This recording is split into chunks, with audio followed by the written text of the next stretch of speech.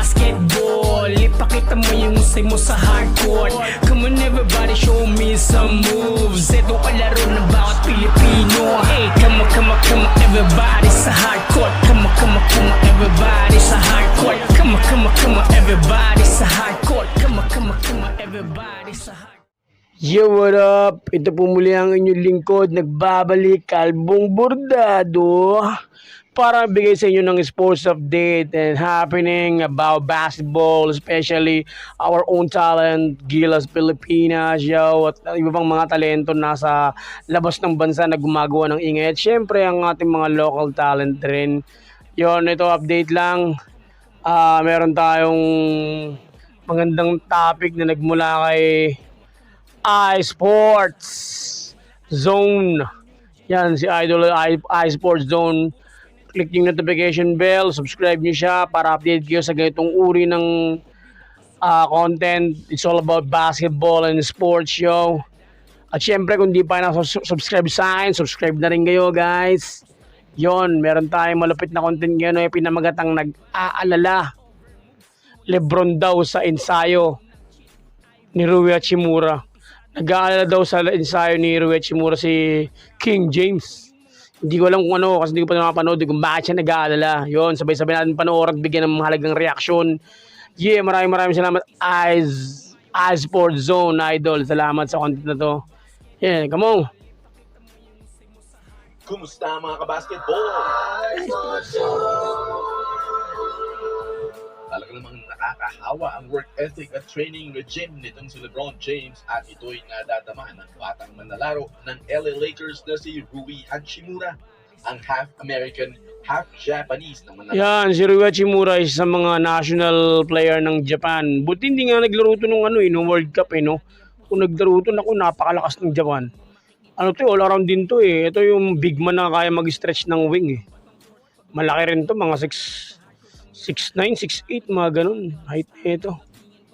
Laro ay pumuposisyon kagaya ni King James. Tanging natural lamang na bilang isang small forward, nais niyang balang araw ay pumalit sa pwesto ni LeBron sa loob ng koponan.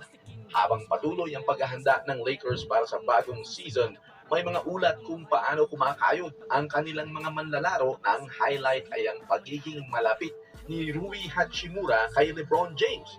Ang matuto mula sa isa sa mga pinakamahusay na manlalaro sa kasaysayan ng NBA ay isang pribileyo na iilan lamang na mga manlalaro ang nakakatamasa sa kanila. Oo, napakaswerte ni Rui Hachimura kasi yung legacy nito ni LeBron James magtatapos na, tapos napasama pa sa legacy na yun, di ba? Kasi hindi lingid sa atin na medyo mahaba na rin ang karera ni LeBron.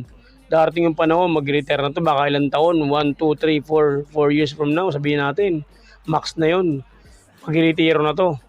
At napakaswerte ni Rui Hachimura dahil kasama niya si LeBron bago ito mag-retire. Diba? Kung last season niya to, edi tapos mag-champion pa, magkasama sila, edi epic yun, history yun sa Japan, diba? Buong karera, tinitiyak ni Hachimura na isa sa isip niya ang mga payo at aral mula kay LeBron habang nagsusumikap siyang mapabuti ang kanyang laro. Dapat lang nasamantalahin niya yan. Pwede kang kumita habang naglalaro sa Epoch Game. Ang kumpletong detalye pagkatapos ng video. Ayon sa isang ulat mula sa ESPN, nagdesisyon si Rui na gumawa ng ilang mga pagbabago sa kanyang kasalukuyang work schedule at makipagkita kay James sa mga pasilidad ng Lakers sa El Segundo, California. Last season, ang Lakers ay umabot sa Western Conference Finals, subalit masaklap ang kanilang naging pagkatalo sa Denver Nuggets. Sa 33 laro na ginawa ni Rui, nag-average siya ng 9.6 points, 4.7 rebounds at 0.7 assists. Sinabi ni Dave McMenamin ng ESPN ang young star daw ang pinaka-naapektuhan ni LeBron sa koponan.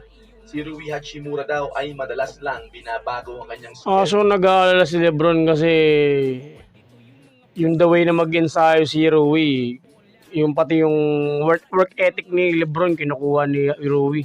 Kumbaga nag-aalala siya kasi baka may lumabas na panibagong LeBron James ang galawan sa Lakers. Ng pag-iensayo para sa darating na bagong NBA season. Lagi na daw nakakasama ni Rui si LeBron sa kanyang 7 a.m. workouts sa loob ng gym ng El Segundo. Maganda ang balita nito na nagpapakita ng pagbubuo ng magandang samahan sa loob ng koponan. Pero ano ba ang magiging itsura ng Lakers para sa 2023-2024 season?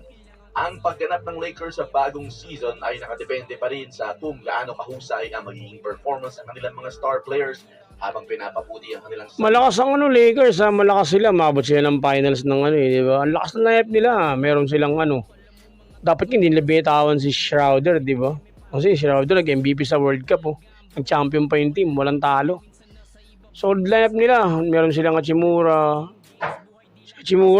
stretch big pwede mag-tres, tapos si Lebron na magdados, pwedeng ganun Kasi nilakaran ng player nila, meron silang center na na agile, 'di ba? Yung big man si Davis, 'di ba? Tapos meron silang Lebron, meron silang Hachimura. Si Hachimura pwede mag-4, pwede mag-3, 'di ba? Tapos meron pa silang yung si Reeves, 'di ba? Rising star. Solid ang lineup nila. Napaka-solid. Kasama ang mga bagong manlalaro tulad ni Rui Hachimura. Ang karanasan din ni Austin Reeves sa FIBA World Cup ay makakapagbigay din sa kanya ng magandang resulta sa kanyang magiging laro sa bagong season na ito. Kailangan humakbang pasulong ang dalawang young stars na ito para mapadama sa mga existing all-star players ng Lakers na malaki ang maaasahan nila sa mga manlalaro nila sa bench. Ang mga pangyayari sa nakaraang Western Conference Finals ay nag-iisang magandang unang hakbang para sa Lakers, pero ang kompetisyon sa West ay nanatili pa rin matindi. Ang mga koponan tulad ng Denver Nuggets, Golden State Warriors, LA Clippers, Phoenix Suns at Dallas Mavericks ay hindi rin magiging basta-basta lalo ngayong season dahil lahat sila ay nakaposisyon para kunin ang tropeo ng NBA. Yes. Pwede kang kumita habang naglalaro sa Epoch Game. Napakasimpleng mag-register. I-click lang ang download. Yun, register na kayo dyan. Game sa description ng video na ito. Kay Idol iSports Zone, yeah. At mag-register.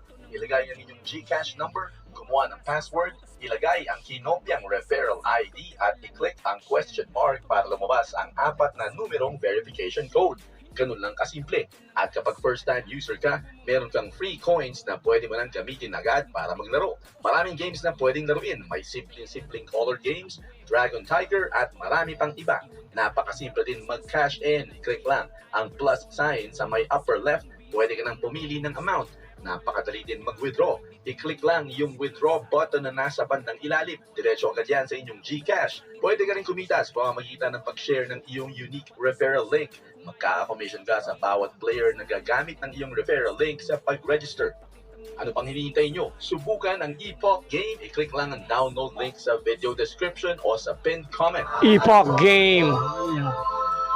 Maraming salamat, Idol iSports Zone yun. Supportahan natin siya by clicking subscribe button at click na rin yung notification bell para updated kayo sa mga ganitong uri ng balita about sports. At yun na nga, natapos na ang content na yun. Ano masasabi nyo, guys? Ano masasabi nyo sa nangyayari sa Lakers ngayon, sa ginagawa nilang mga training? Ano masasabi nyo sa lineup na paparating ng Lakers? Yun, comment down below kung ano masasabi nyo, guys. Maraming salamat. Ito po muli ang inyong lingkod. Mag-subscribe ka na. Albong Bordado, ang inyong reactionist na gwapo. Kaya maraming salamat, guys. Ingat palagi. God bless.